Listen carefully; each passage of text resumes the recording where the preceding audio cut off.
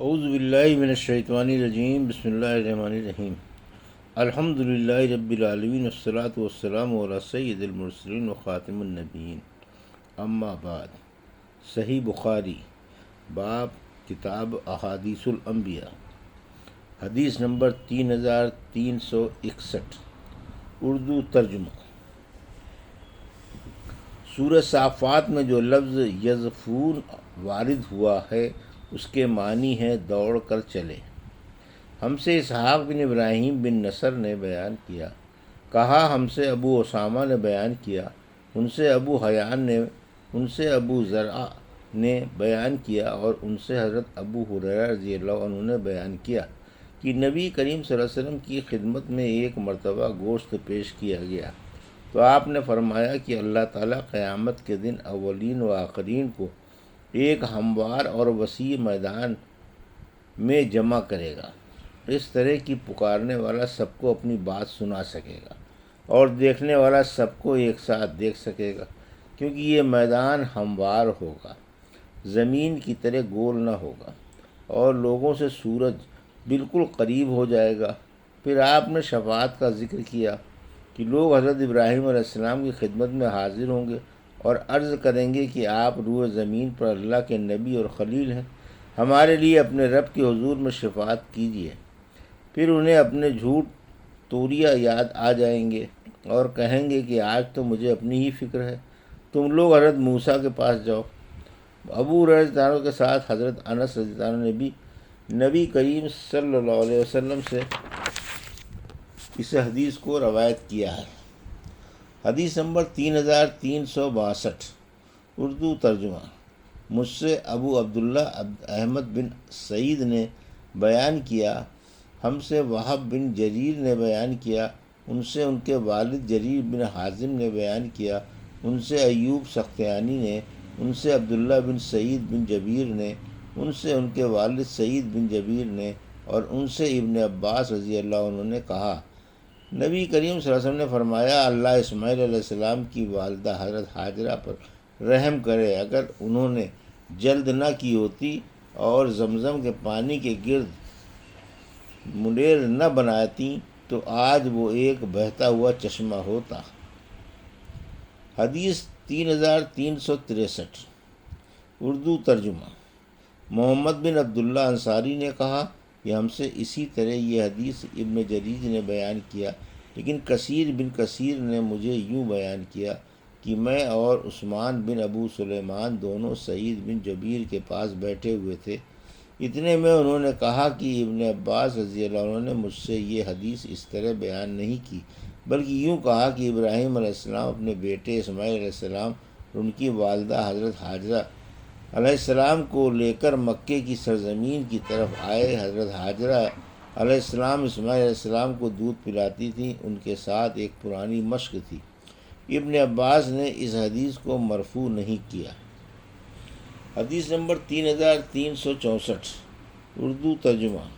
ہم سے عبداللہ بن محمد مسندی نے بیان کیا، کہا ہم سے عبد الرزاق نے بیان کیا، کہا ہم کو معمر نے خبر دی، انہیں ایوب سختیانی اور کثیر بن مطلب بن ابی وداع نے، یہ دونوں کچھ زیادہ اور کمی کے ساتھ بیان کرتے ہیں، وہ دونوں سعید بن جبیر سے کہ ابن عباس رضی اللہ عنہ نے بیان کیا، عورتوں میں کمر پٹا باندھنے کا رواج اسماعیل علیہ السلام کی والدہ ہاجرہ علیہ السلام سے چلا ہے۔ سب سے پہلے انہوں نے کمر پٹا اس لیے باندھا تھا تاکہ سارہ علیہ السلام ان کا سراغ نہ پائیں، وہ جلد بھاگ جائیں۔ پھر انہیں اور ان کے بیٹے اسماعیل کو ابراہیم علیہ السلام کے ساتھ لے کر مکے میں آئے۔ اس وقت ابھی وہ اسماعیل علیہ السلام کو دودھ پلاتی تھی۔ ابراہیم علیہ السلام نے دونوں کو ایک بڑے درخت کے پاس بٹھا دیا جو اس جگہ تھا جہاں اب زمزم ہے، مسجد کی بلند جانب میں۔ ان دنوں مکے میں کوئی انسان نہیں تھا، اس لیے وہاں پانی بھی نہیں تھا۔ ابراہیم علیہ السلام نے ان دونوں کو وہیں چھوڑ دیا اور ان کے لیے ایک چمڑے کے تھیلے میں کھجور اور ایک مشق میں پانی رکھ دیا۔ پھر ابراہیم علیہ السلام اپنے گھر کے لیے روانہ ہوئے۔ اس وقت اسماعیل علیہ السلام کی والدہ ان کے پیچھے پیچھے آئیں اور کہا، اے ابراہیم، اس خشک جنگل میں جہاں کوئی بھی آدمی اور کوئی بھی چیز موجود نہیں ہے، آپ ہمیں چھوڑ کر کہاں جا رہے ہیں؟ انہوں نے کئی دفعہ اس بات کو دہرایا، لیکن ابراہیم علیہ السلام ان کی طرف دیکھتے نہیں تھے۔ آخر حاجرہ علیہ السلام نے پوچھا کہ اللہ تعالیٰ نے آپ کو اس کا حکم دیا ہے؟ ابراہیم علیہ السلام نے فرمایا کہ ہاں۔ اس پر حاجرہ علیہ السلام بول اٹھی کہ پھر اللہ تعالیٰ ہماری حفاظت کرے گا، وہ ہم کو ہلاک نہیں کرے گا۔ چنانچہ وہ واپس آ گئیں اور ابراہیم علیہ السلام روانہ ہو گئے۔ جب وہ سنیا پہاڑی پر پہنچے جہاں سے وہ دکھائی نہیں دیتے تھے، تو ادھر رخ کیا جہاں اب کعبہ ہے، جہاں پر حاجرہ اور اسماعیل علیہ السلام کو چھوڑ کر آئے تھے۔ پھر آپ نے دونوں ہاتھ اٹھا کر یہ دعا کی، اے میرے رب، میں نے اپنی اولاد کو اس کے بے آب و دانہ میدان میں ٹھہرایا ہے۔ ادھر اسماعیل علیہ السلام کی والدہ ان کو دودھ پلانے لگیں اور خود پانی پینے لگیں۔ آخر جب مشق کا سارا پانی ختم ہو گیا تو وہ پیاسی رہنے لگیں اور ان کے لخت جگر بھی پیاسے رہنے لگے۔ وہ اب دیکھ رہی تھیں کہ سامنے ان کا بیٹا پیاس کی شدت سے پیچ و تاب کھا رہا ہے، کہا کہ زمین پر لوٹ رہا ہے۔ وہ وہاں سے ہٹ گئیں کیونکہ اس کی حالت بچے کو دیکھنے سے ان کا دل بے چین ہوتا تھا۔ صفا پہاڑی وہاں سے نزدیک تر تھی۔ وہ پانی کی تلاش میں اس پر چڑھ گئیں اور وادی کی طرف رخ کر کے دیکھنے لگیں کہ کہیں کوئی انسان نظر آئے، لیکن کوئی انسان نظر نہیں آیا۔ وہ صفا سے اتر گئیں اور جب وادی میں پہنچیں تو اپنا دامن اٹھا لیا تاکہ دوڑتے وقت نہ الجھیں، اور کسی پریشان حال کی طرح دوڑنے لگیں۔ پھر وادی سے نکل کر مروہ پہاڑی پر آئیں اور اس پر کھڑی ہو کر دیکھنے لگیں کہ کہیں کوئی انسان نظر آئے، لیکن کوئی نظر نہیں آیا۔ اس طرح انہوں نے 7 چکر لگائے۔ ابن عباس نے بیان کیا کہ نبی کریم صلی اللہ علیہ وسلم نے فرمایا، صفا اور مروہ کے درمیان لوگوں کے لیے دوڑنا اسی وجہ سے مشروع ہوا۔ 7ویں مرتبہ جب وہ مروہ پر چڑھیں تو انہیں ایک آواز سنائی دی۔ انہوں نے کہا، خاموش، یہ خود اپنے ہی سے وہ کہہ رہی تھیں، اور پھر آواز کی طرف انہوں نے کان لگا دیے۔ آواز اب بھی سنائی دے رہی تھی۔ پھر انہوں نے کہا کہ تمہاری آواز نے سنی، اگر تم میری کوئی مدد کر سکتے ہو تو کرو۔ کیا دیکھتی ہیں کہ جہاں اب زمزم کا کنواں ہے وہیں ایک فرشتہ موجود ہے۔ فرشتے نے اپنی ایڑی سے زمین میں گڑھا کر دیا، یا یہ کہا کہ اپنے بازو سے، جس سے وہاں پانی ابل آیا۔ حضرت حاجرہ نے اسے حوض کی شکل میں بنا دیا اور اپنے ہاتھ سے اس طرح کر دیا تاکہ پانی بہنے نہ پائے، اور چلو سے پانی اپنے مشکیزے میں ڈالنے لگی۔ جب وہ پھر بھر چکی تو وہاں سے چشمہ پھر ابل پڑا۔ ابن عباس نے بیان کیا کہ نبی کریم صلی اللہ علیہ وسلم نے فرمایا، اللہ اسماعیل پر رحم کرے، اگر زمزم کو انہوں نے یوں ہی چھوڑ دیا ہوتا تو آپ نے فرمایا کہ چلو سے مشکیزہ نہ بھرا ہوتا تو زمزم ایک بہتے ہوئے چشمے کی صورت میں ہوتا۔ بیان کیا کہ پھر حاجرہ علیہ السلام نے خود بھی وہ پانی پیا اور اپنے بیٹے کو بھی پلایا۔ اس کے بعد ان سے فرشتے نے کہا کہ اپنے برباد ہونے کا خوف ہرگز نہ کرنا، کیونکہ یہی خدا کا گھر ہوگا جسے یہ بچہ اور اس کا باپ تعمیر کریں گے، اور اللہ اپنے بندوں کو ضائع نہیں کرتا۔ اب جہاں بیت اللہ ہے اس وقت وہاں ٹیلے کی طرح زمین اٹھی ہوئی تھی۔ سیلاب کا دھارا آتا اور اس کے دائیں بائیں سے زمین کاٹ کر لے جاتا۔ اس طرح وہاں کے دن و رات گزرتے رہے، اور آخر ایک دن قبیلہ جرہم کے کچھ لوگ وہاں سے گزرے، یا آپ نے یہ فرمایا کہ قبیلہ جرہم کے چند گھرانے مقام قدا، مکہ کا بالائی حصہ کے راستے سے گزر کر مکے کے نشیبی علاقے میں انہوں نے پڑاؤ کیا۔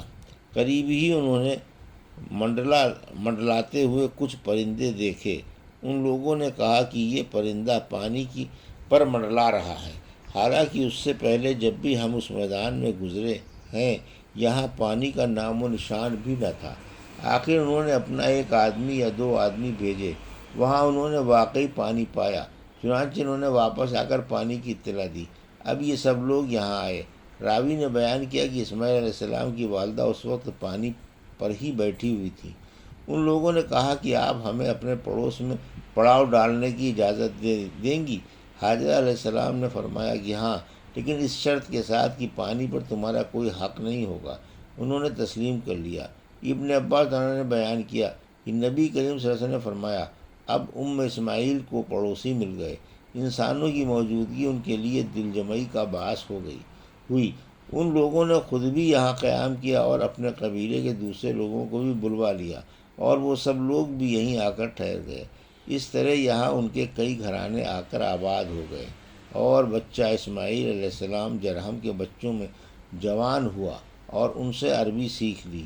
جوانی میں اسماعیل علیہ السلام ایسے خوبصورت تھے کہ آپ پر سب کی نظریں اٹھتی تھیں، اور سب سے زیادہ آپ بھلے لگتے تھے۔ چنانچہ جرہم والوں نے آپ کی اپنے قبیلے کی ایک لڑکی سے شادی کر دی۔ پھر اسماعیل علیہ السلام کی والدہ حاجرہ علیہ السلام کا انتقال ہو گیا۔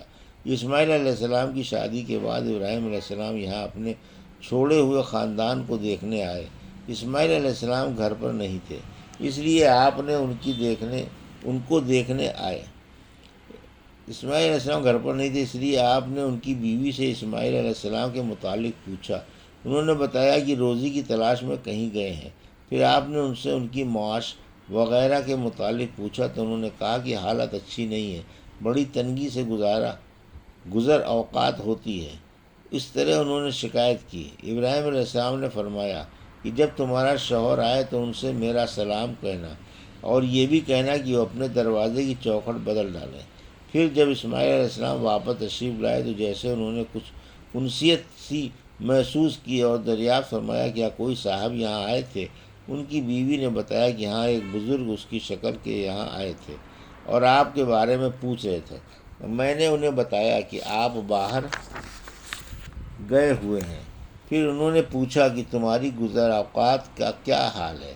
تو میں نے ان سے کہا کہ ہماری گزر اوقات بڑی تنگی سے ہوتی ہے۔ اسماعیل علیہ السلام نے دریافت کیا کہ انہوں نے تمہیں کچھ نصیحت بھی کی تھی؟ ان کی بیوی نے بتایا کہ ہاں، مجھ سے انہوں نے کہا تھا کہ آپ کو سلام کہہ دوں، اور یہ بھی کہہ گئے کہ آپ اپنے دروازے کی چوکھٹ بدل دیں۔ اسماعیل علیہ السلام نے فرمایا کہ وہ بزرگ میرے والد تھے اور مجھے یہ حکم دے گئے ہیں کہ میں تمہیں جدا کر دوں، اب تم اپنے گھر جا سکتی ہو۔ چنانچہ اسماعیل علیہ السلام نے انہیں طلاق دے دی اور بنی جرہم ہی میں ایک دوسری عورت سے شادی کر لی۔ جب تک اللہ تعالیٰ کو منظور رہا، ابراہیم علیہ السلام ان کے یہاں نہیں آئے۔ پھر جب کچھ دنوں کے بعد تشریف لائے تو اس مرتبہ بھی اسماعیل علیہ السلام اپنے گھر پر موجود نہیں تھے۔ آپ ان کی بیوی کے یہاں گئے اور ان سے اسماعیل علیہ السلام کے بارے میں پوچھا۔ انہوں نے بتایا کہ ہمارے لیے روزی تلاش کرنے گئے ہیں۔ ابراہیم علیہ السلام نے پوچھا کہ تم لوگوں کا حال کیسا ہے؟ آپ نے ان کی گزر بسر اور دوسرے حالات کے متعلق پوچھا۔ انہوں نے بتایا کہ ہمارا حال بہت اچھا ہے، بڑی فراخی ہے۔ انہوں نے اس کے لیے اللہ کی تعریف و ثنا کی۔ ابراہیم علیہ السلام نے دریافت فرمایا کہ تم لوگ کھاتے کیا ہو؟ انہوں نے بتایا کہ گوشت۔ آپ نے دریافت فرمایا کہ پیتے کیا ہو؟ بتایا کہ پانی۔ ابراہیم علیہ السلام نے ان کے لیے دعا کی، اے اللہ، ان کے گوشت اور پانی میں برکت نازل فرما۔ آن صلی اللہ علیہ وسلم نے فرمایا کہ ان دنوں انہیں اناج میسر نہیں تھا۔ اگر اناج بھی ان کے کھانے میں شامل ہوتا تو ضرور آپ اس میں بھی برکت کی دعا کرتے۔ صرف گوشت اور پانی کی خوراک میں ہمیشہ گزارا کرنا مکے کے سوا اور کسی زمین پر بھی موافق نہیں پڑتا۔ ابراہیم علیہ السلام نے جاتے ہوئے اس سے فرمایا کہ جب تمہارے شوہر واپس آ جائیں تو ان سے میرا سلام کہنا، اور ان سے کہہ دینا کہ وہ اپنے دروازے کی چوکھٹ باقی رکھیں۔ جب اسماعیل علیہ السلام تشریف لائے تو پوچھا کہ کیا یہاں کوئی آیا تھا؟ انہوں نے بتایا کہ جی ہاں، ایک بزرگ بڑی اچھی شکل و صورت کے آئے تھے۔ بیوی نے آنے والے بزرگ کی تعریف کی۔ پھر انہوں نے مجھ سے آپ کے متعلق پوچھا کہ کہاں ہے؟ میں نے انہیں بتایا۔ پھر انہوں نے پوچھا کہ تمہاری گزر بسر کا کیا حال ہے؟ تو میں نے بتایا کہ ہم اچھی حالت میں ہیں۔ اسماعیل علیہ السلام نے دریافت فرمایا کہ کیا انہوں نے تمہیں کوئی وصیت بھی کی تھی؟ انہوں نے کہا جی ہاں۔ انہوں نے آپ کو سلام کہا تھا اور حکم دیا تھا کہ اپنے دروازے کی چوکھٹ کو باقی رکھیں۔ اسماعیل علیہ السلام نے فرمایا کہ یہ بزرگ میرے والد تھے، چوکھٹ تم ہو، اور آپ مجھے حکم دے گئے ہیں کہ میں تمہیں اپنے ساتھ رکھوں۔ پھر جتنے دنوں اللہ تعالیٰ کو منظور رہا کے بعد ابراہیم علیہ السلام ان کے یہاں تشریف لائے تو دیکھا کہ اسماعیل زمزم کے قریب ایک بڑے درخت کے سامنے ہے، سائے میں ہے، جہاں ابراہیم انہیں چھوڑ گئے تھے، اپنے تیر بنا رہے ہیں۔ جب اسماعیل علیہ السلام نے ابراہیم علیہ السلام کو دیکھا تو ان کی طرف کھڑے ہو گئے، اور جس طرح ایک باپ اپنے بیٹے کے ساتھ اور بیٹا اپنے باپ کے ساتھ محبت کرتا ہے، وہی طرز عمل ان دونوں نے بھی ایک دوسرے کے ساتھ اختیار کیا۔ پھر ابراہیم علیہ السلام نے فرمایا، اسماعیل، اللہ نے مجھے ایک حکم دیا ہے۔ اسماعیل علیہ السلام نے عرض کیا، آپ کے رب نے جو حکم آپ کو دیا ہے آپ اسے ضرور پورا کریں۔ انہوں نے فرمایا، اور تم بھی میری مدد کر سکو گے؟ عرض کیا کہ میں آپ کی مدد کروں گا۔ فرمایا کہ اللہ تعالیٰ نے مجھے حکم دیا ہے کہ میں اسی مقام پر اللہ کا ایک گھر بناؤں، اور آپ نے ایک اور اونچے ٹیلے کی طرف اشارہ کیا کہ اس کے چاروں طرف۔ حضور صلی اللہ علیہ وسلم نے فرمایا کہ اس وقت ان دونوں نے بیت اللہ کی بنیاد پر عمارت کی تعمیر شروع کی۔ اسماعیل علیہ السلام پتھر اٹھا اٹھا کر لاتے اور ابراہیم علیہ السلام تعمیر کرتے جاتے تھے۔ جب دیواریں بلند ہو گئیں تو اسماعیل یہ پتھر لائے اور ابراہیم علیہ السلام کے لیے اسے رکھ دیا۔ اب ابراہیم علیہ السلام اس پتھر پر کھڑے ہو کر تعمیر کرنے لگے۔ اسماعیل علیہ السلام پتھر دیتے جاتے تھے اور دونوں یہ دعا پڑھتے جاتے تھے، ہمارے رب، ہماری یہ خدمت تو قبول کر، بے شک تو بڑا سننے والا اور جاننے والا ہے۔ فرمایا کہ یہ دونوں تعمیر کرتے رہے اور بیت اللہ کے چاروں طرف گھوم کر یہ دعا پڑھتے رہے، اے ہمارے رب، ہماری طرف سے یہ خدمت قبول فرما، بے شک تو بڑا سننے والا، بہت جاننے والا ہے۔ یہ تھی صحیح بخاری باب کتاب و احادیث الانبیاء کی حدیث نمبر 3361 سے 3364 کا اردو ترجمہ جو ابھی آپ نے سماعت فرمایا۔ اللہ سے دعا ہے کہ اللہ ہمیں ان حدیثوں کی صحیح سمجھ عطا فرما اور ان پر عمل کرنے کی توفیق عطا فرما، آمین یا رب العالمین۔